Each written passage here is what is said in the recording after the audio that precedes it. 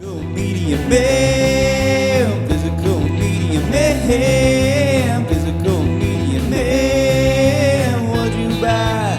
Was it something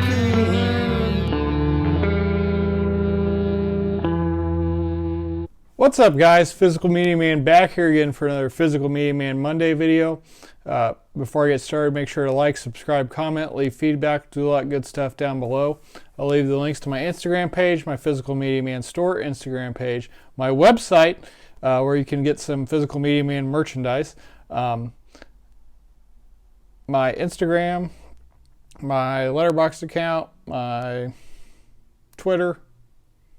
I think that's it. I gotta get the website in there so it's natural again. Okay, so I have the month of February's monthly movie reviews. We watched quite a bit for the month of February. I do plan on doing one for March as well. There won't be near as many titles with basketball going on. We haven't watched near as much in the month of March. So it's March now as I'm filming this. So without further ado, I'm gonna go ahead and get started. So first up, we watched The Old Man and the Gun. This is a Robert Redford film. He's really good in it. He is an old man that robs banks, and anything he can rob, basically, he robs. And he's very likable in this film. I still thought it was going to be slightly better. I don't know why. And Casey Affleck's pretty good in it as well. He's the detective that's trying to track him down. So I'm going to give this one a B. Next up, we watched the Disney Blu-ray exclusive version of D3 The Mighty Ducks. Recently got this in the mail with the other two. Watched the first two a ton growing up, and hadn't really watched this one too often. I probably have seen this maybe 5 times at the most, including this viewing. Some notable characters aren't back for this one. Gordon Bombay's hardly in it. It's still a good movie. Without the other two, it would be enjoyable, I think, or more enjoyable than what it was. I still enjoyed it. Joshua Jackson's character, Charlie, they're in high school, so they're a little more, I don't know if I would say rebellious, but they're acting like teenagers, basically. So, and it's not all fun in this one. The hockey's not all, there's not as much hockey shots and scenes, and that kind of takes away from it, but it's still enjoyable. I'm going to give it a C+. Next up, we watched King Arthur, directed by Guy Ritchie, starring Charlie Hunnam and Jude Law. We like Charlie's stuff quite a bit, or I at least, everything I feel like I watch him in I like, so this was no exception. He plays King Arthur. So just another telling of the King Arthur story. And Jude Law is the villain in this one. Liked it quite a bit. Gonna give it a B-. Next up, we watched Jumanji: The Next Level. This one has Dwayne Johnson, Jack Black, Kevin Hart, as well as some other people in it, including Danny Glover and Danny DeVito. Kind of takes place a few years, I believe, or at least a year after the first of the newer Jumanji films. The cast is back, plus Danny Glover's added, as well as Danny DeVito, or maybe only one of them was in the first, I can't remember. And they add quite a bit to it. Jack Black acting like a girl, I think, is still really funny. Jack Black acting as Danny DeVito, if I remember. Remember Right? It's been a while since I watched it. Is also very funny. Kevin Hart acting like Danny Glover was funny. So yeah, the voices in that kind of part of the film was pretty good. I like this one too. I like the first one probably better, so I'm going to give it a B- as well. Next up, I watched Unhinged. Watch this one by myself, starring Russell Crowe. He's really good in the title role or main role. He plays a great crazy guy in this film. It's a film about road rage, basically. What kind of took away from this, though, was he's already crazy at the beginning of the film. You kind of learn why. But versus like a Falling Down with Michael Douglas, which is a great film, there might be another one that's kind of similar to that. That movie kind of builds up to him getting crazy. This one, he's already crazy. So it's still good, though. Just it's worth watching, at least for his performance. I'm going to give it a C+. All right. So next up, we watched Murdered by Death, which is a comedy murder mystery by Neil Simon. I don't know if I had watched any Neil Simon prior to. It kind of pokes fun at famous types of detectives. There were some parts I definitely laughed quite a bit. My wife didn't seem to laugh too much at this. Peter Sellers is in it. Truman Capote. Maybe not Peter Sellers. Yeah, Peter Sellers. Peter Falk. Alec Guinness. A lot of famous people. And I don't know. It just wasn't for me. So I might end up getting rid of that one. I'm going to give it a B-, which might be kind of harsh and people might like it quite a bit, but just wasn't my cup of tea. Next up, we watched Seven.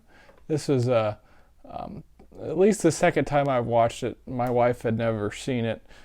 Starring Brad Pitt and Morgan Freeman, directed by David Fincher. Really good detective mystery thriller. Really good film. Morgan Freeman's aging detective getting ready to retire and leave the city. I believe it's kind of set in New York. And Brad Pitt is coming from a small town to the city to become a big time detective. So one's on their way out, one's on their way in. And there's this serial killer case that they get assigned to together. So it's only like a month amount of time frame, but quite a bit goes on, and it's definitely a thriller. And I always like David Fincher films. I feel like he hasn't made a bad one.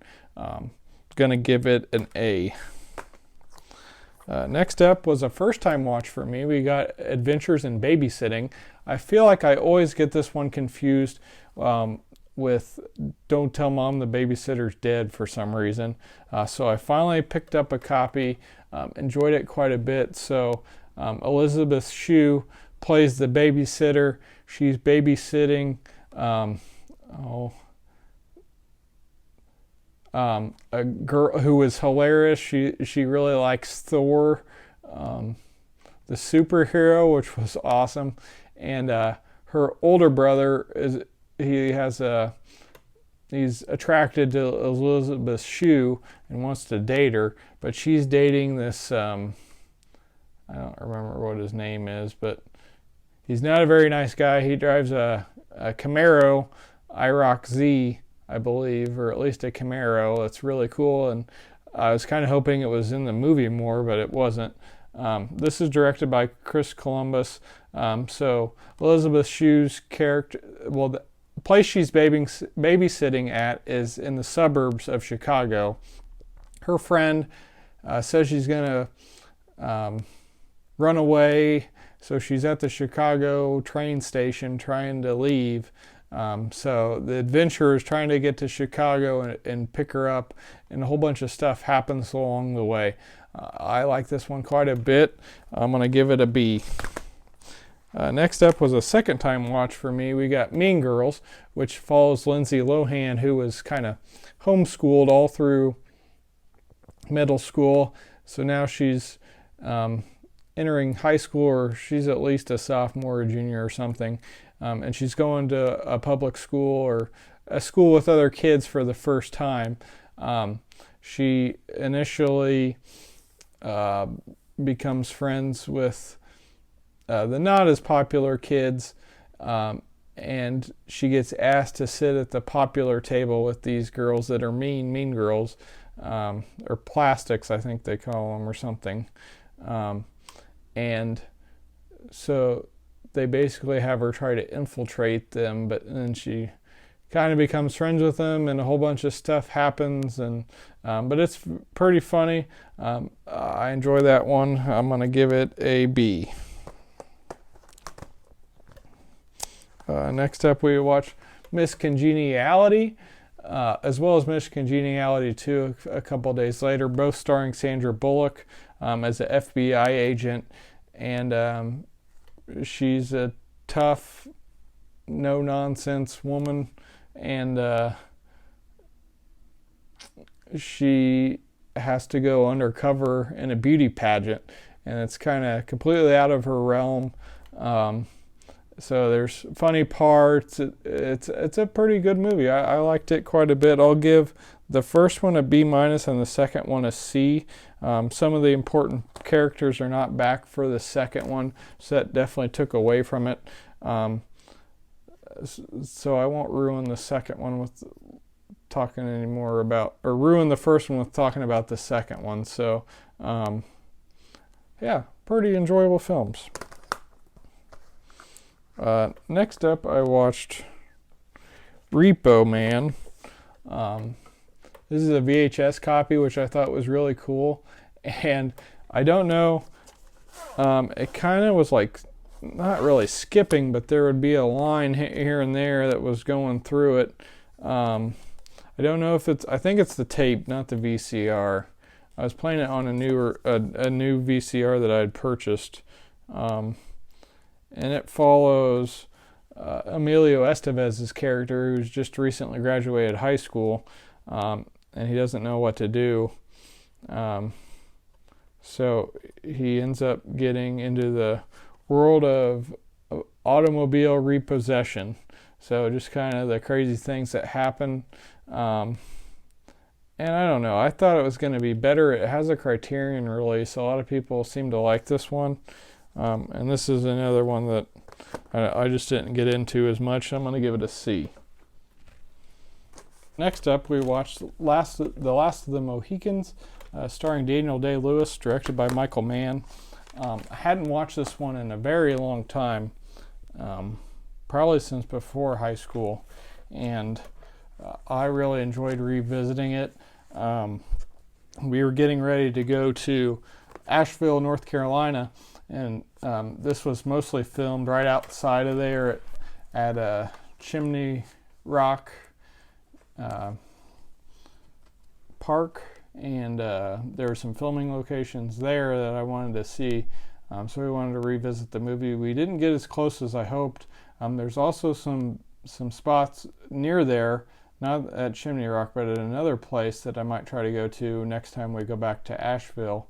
It was also filming locations for the Hunger Games. But anyways, this one stars Daniel Day-Lewis, like I said, and he's Hawkeye, an adopted son of the Mohicans, in this action-packed frontier saga based on the classic novel. Amidst the brutal French and Indian War in colonial America, Hawkeye falls in love with the aristocratic daughter of a proud British colonel and vows to protect her at any cost. So I really like this one. Daniel Day-Lewis does a great job. There's also some really good making of featurette on this Blu-ray that I definitely suggest checking out if you have it. And I'm going to give that one an A. Next up, we watched Fargo, This one is directed by Joel Cohen and written by Joel and Ethan Cohen. This is a crazy movie. It's about a bizarre kidnapping plot, it says, which is about how you could sum it up. I don't want to go into too much detail to ruin it, but it stars William H. Macy, Steve Buscemi, and Frances McDormand, as well as some other people. But this one was really good. Even on the second watch, it was really good. I'm going to give it an A+. Next up, we watched one that was actually a Redbox rental. Love and Monsters. I'd heard really good things and I was really wanting to check it out, so we finally went ahead and just rented it. I didn't want to spend the $25 or so to get the Blu-ray or the 4K, since it wouldn't be for any particular actor's collection or anything. So it follows this character who's split up from his girlfriend. There's a some sort of thing happens. There's like crazy stuff falling from the sky or something, and what ends up happening is it affects, I can't remember if it's just insects and that type of, I think it's all animals maybe. It makes, I think mostly insects though, it makes huge, and they try to kill the humans. So there's like giant spiders and giant frogs and that type of thing, and also just different creatures. So they stay underground or in hiding places where those animals or insects aren't able to get to them. But he's split up from his girlfriend. So this has been like 6 years or something, and he decides he's going to go try to find her. So I had a lot of fun with this one. I'm definitely planning on picking up a physical copy at some point. The acting's good, the story's good. I don't know if I would say it's unique premise, but it's definitely different, and one I enjoyed quite a bit. So I'm going to give that one an A-. Next up, we watched No Way Back. This is a earlier Russell Crowe film. He's like a FBI type guy, and Special Agent Zach Grant's career is on the line, and he's given one last chance to prove himself. When the sting operation he's in charge of goes disastrously awry, Grant finds himself with a mob vendetta on his hands. Mafia kingpin Frank Serrano has brutal revenge on his mind, and his target is Yuji, the Japanese yakuza he holds responsible for his son's murder. I wasn't expecting much from this, and it definitely wasn't that great. I don't even know if I have a Russell Crowe collection. I like almost everything he's in. This one just was not very good. It had potential too, but I'm giving it a C-. Next up, we watched The Wind and the Lion, starring Sean Connery, Candice Bergen, Brian Keith, and John Huston. Music by Jerry Goldsmith. Set in 1904 Morocco, European powers desire a foothold in the Arab world, and Razuli is determined to stir up tribal fury against them. So he kidnaps an American widow and her children, igniting a chain of events that include President Theodore Roosevelt wielding the big stick of foreign policy, and Razuli matching wits and sharing mutual admiration with his lovely captive. Really enjoyed this one. I was watching this to see if I wanted to pick it up for the final 4-for-4 Warner Archive sale. I did end up purchasing it. I really like Sean Connery movies, and he's really good in this one. So I definitely recommend it, and I'm going to give it an A-. Next up, we watched Cobra. This was a second time watch for me. I had a lot of fun the first time with it. This stars Sylvester Stallone as Lieutenant Cobretti. He's a one-man assault team whose laser mount submachine gun and pearl-handled Colt 45 spit pure crime-stopping venom. Stallone, it's against a A merciless serial killer. The trail leads to not only the murderer, but also an army of psychos bent on slashing their way to a new order and killing a witness, played by Bridget Nielsen, who was married to Stallone at the time, along the way. Fortunately, her protector is Cobra, a man who delivers vigilante justice like no other. A lot of fun, cheesy in parts for sure, but definitely recommend this one. This Scream Factory release is nice and has a lot of special features on it, so I recommend that. I'm going to give it a B-. Next up, first time watch for my wife. We were on our way down to Asheville, North Carolina, and the vehicle we were in had a DVD player that came down from the ceiling, so watched this on the way down. I thought it was a good chance to watch it. Just as funny as I remember. It's Office Space. It follows Ron Livingston's character and his friends that work at Initech, or I think that's right. It's just about working in an office, and I don't know. It's just a really funny movie directed by Mike Judge. I definitely recommend this one. I'm going to give it a B+. And then on the way back, we watched Rookie of the Year, one of my favorite baseball movies. Great soundtrack by Bill Conti, who did the music for Rocky and other things. Stars Thomas Ian Nichols, who in the film, he's a 12-year-old, not good at baseball, hardly plays, but when he's playing pee-wee baseball, he falls and breaks his arm, and that injury causes him to be able to throw the baseball 100 miles an hour. So he ends up getting on a major league team. Really funny, directed by Daniel Stern, and he's really funny in it. Gary Busey's character is really good. Just a really fun, great movie, never gets old. I watched this one so much growing up, so I really love it. I'm going to give it a B. And then lastly, for the month of February, we watched The Good Catholic, which was actually filmed in nearby Bloomington, Indiana. I didn't know about this until, or I didn't know it was filmed there until I actually, I think he might have even picked me up the copy. Hammer's Home Videos, who I met, and we went hunting in Columbus and had a really good time. He let me know it was filmed in Columbus. Actually, that's what it was. I grabbed him a copy, and he let me know that. And then I found another copy and grabbed it as well. So it follows three priests. One